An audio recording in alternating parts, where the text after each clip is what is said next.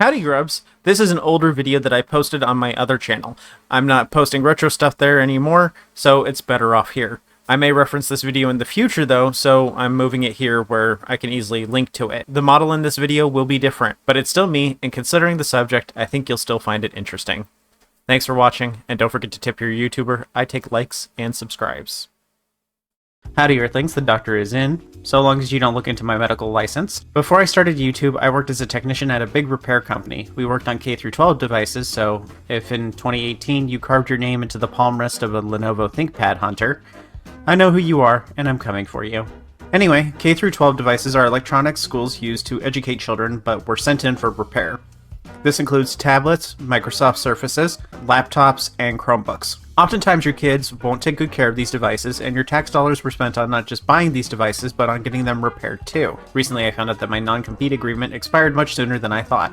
So I thought I'd pick up device repair, and I don't know, if it's something that becomes a job, cool, I guess. You know, just to get myself into the habit, I decided to order a cheap gaming device called the Wonderswan. I had never heard of it, but it's plentiful and cheap, in Japan at least. So I researched common issues and diagnosed the device the best I could through a picture, which, you know, kind of limiting, and bid on one that I thought I could fix. If you've never heard of the Wonderswan before, you'll get a little bit of history, but I'm mostly talking about the repair process. The Wonderswan is a Japanese gaming handheld made by Gunpei Yokoi. He helped make the Game Boy Original, Metroid, and the Virtual Boy. He said just before the Virtual Boy came out that it would be his last project. But like many retirees, retirement wasn't very fun for him.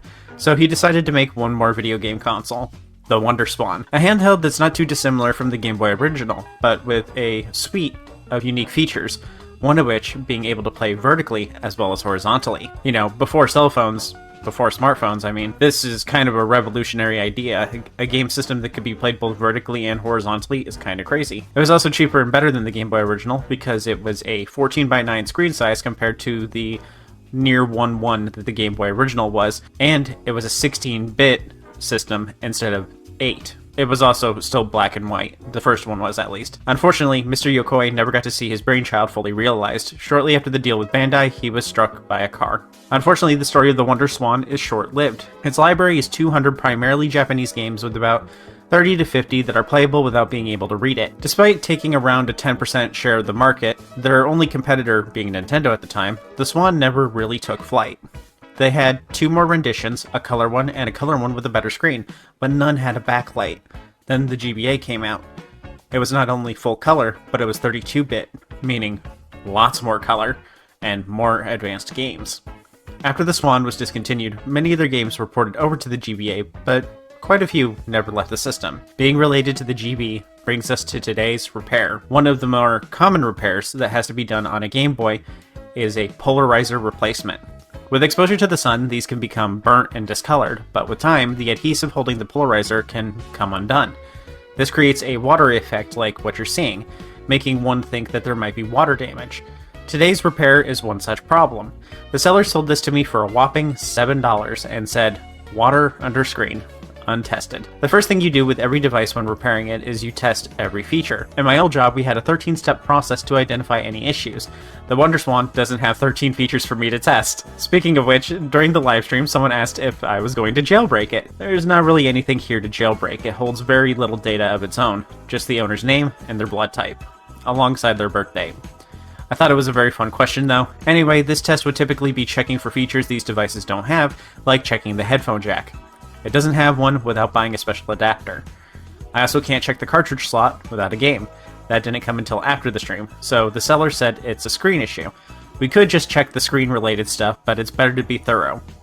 Before the stream, I checked if the battery contacts had corrosion. This can make it so a device doesn't turn on at all. Thankfully, we find out later that this system has probably never been opened before. Then we would normally check the buttons, contrast wheel, sound button, and the expansion slot.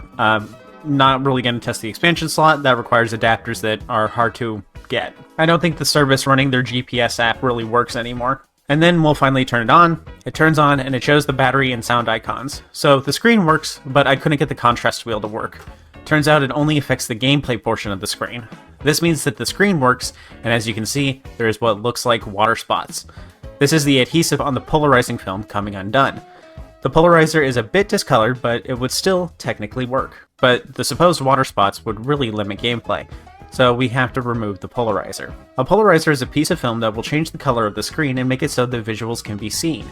To replace it, we have to go through the painstaking process of peeling it off. It's much harder to peel off than it is to put on. For tools, you'll need a T7 screwdriver, polarizing film, cotton swabs, a X-Acto knife, single-edge razor blade, or a box cutter, a credit card or similar plastic scraper, isopropyl alcohol, I use 70%, but you should use higher, and a bowl with cinnamon roll on it. If you don't have a cinnamon roll bowl, you may as well not do this at all. You may as well treat this as a challenge.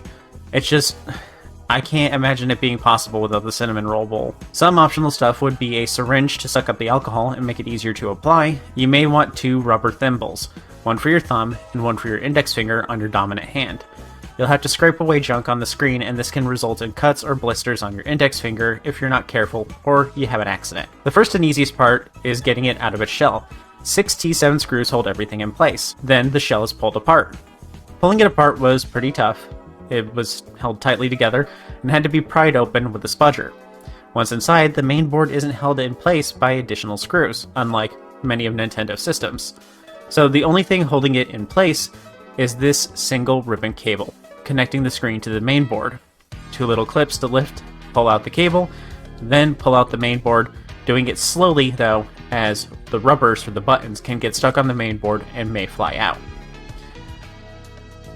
They're pretty tiny and you don't want to have to, check under a couch or something to, find them. But once you remove the board, make sure the buttons and rubbers are where they belong. So after I removed the rubbers, I made sure to check them all closely to make sure that there was no tears or damage from them being used too much. Sometimes when these get pressed repeatedly, it can cause tears or damage in the rubbers, especially if the rubbers were sat out long enough or exposed to oxygen and staled up. Sometimes the rubbers can stale up, become brittle, and a button press can cause a cut on it. This happened when I was repairing Connie's Game Boy Color. Because the A buttons pressed so much, there was a cut in her in the rubber under her A button. And this is still possible under Wonderswan ones. So just make sure you check the rubbers to make sure there's no cuts. If there are any, these are easily replaced for pretty cheaply. Then check the speaker to make sure there's no rust on the speaker.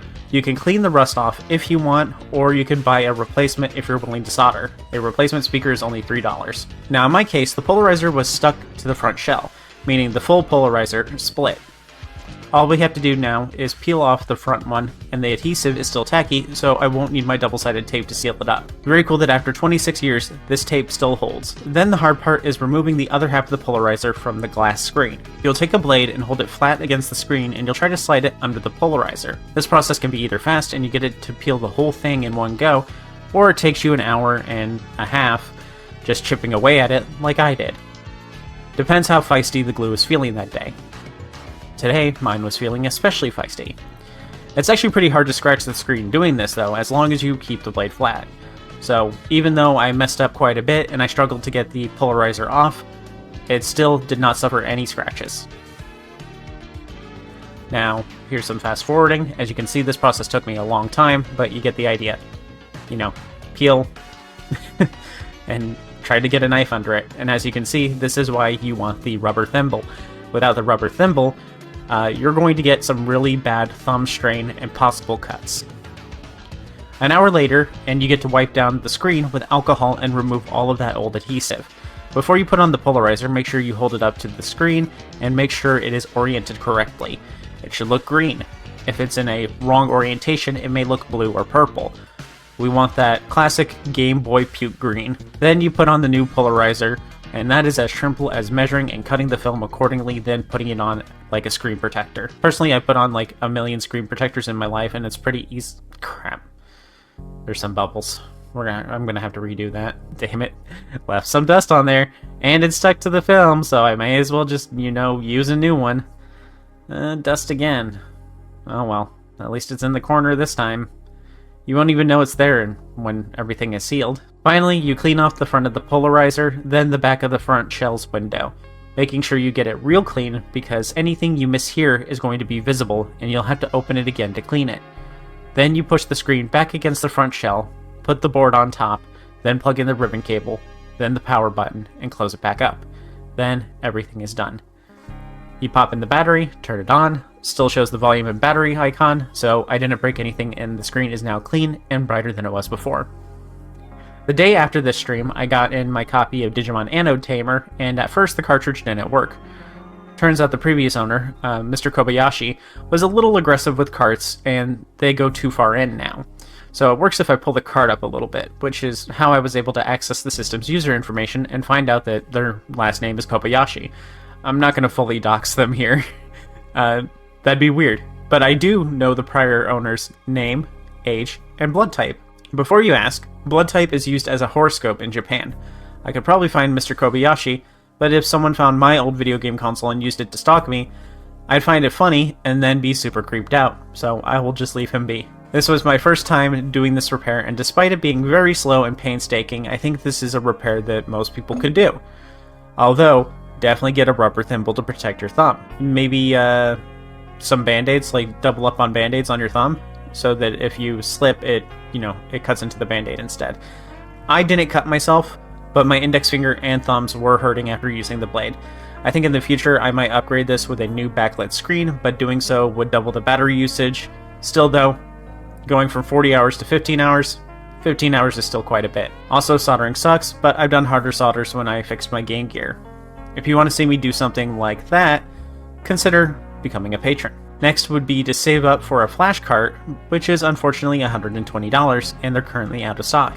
Hopefully someone can make more of these in the future. The next console I'd want to repair is a Neo Geo Pocket, or mod a IPS screen into my Game Gear. But the Neo Geo Pocket has similar issues, and I've been losing on bids on them quite a bit, so Neo Geo Pocket might not be anytime soon. Anyway, if you found this video interesting, make sure to sub. I'm going to be doing some more videos on the Wonderswan soon, and I'll also have a guide out for buying one, as well as what games you should get. Thank you for watching, and thanks to patrons, members, and supers who make my streams here on YouTube every Monday and Friday ad-free. As well as special thanks to Molding Brick, who sent me the money to buy this system. Thanks again to Firework Penguin, Momentary Unicorn, Aurora the Puppy Moth, Sly, Nat, Selena, Marius Yini, Worm Syrup, Rask, Ver, Beef, Bait, Sly again, Colorado Blue, Vaderson, Linky, Molding Brick, Linky again, Fasoku, and Splackjack. I'll see you all later. I have to ruin my eyes by staring at this screen in a dimly lit room.